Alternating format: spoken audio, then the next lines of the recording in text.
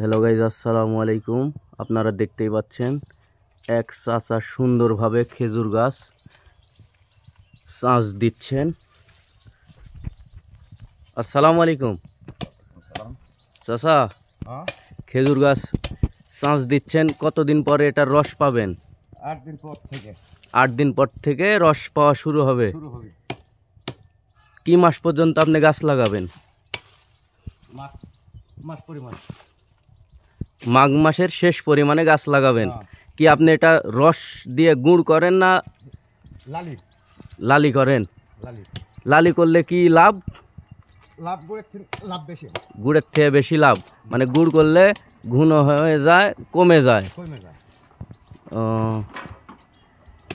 লালি করলে লালিটা ভালো হয়, চাহিদা বেশি, লালির চাহিদাও বেশি।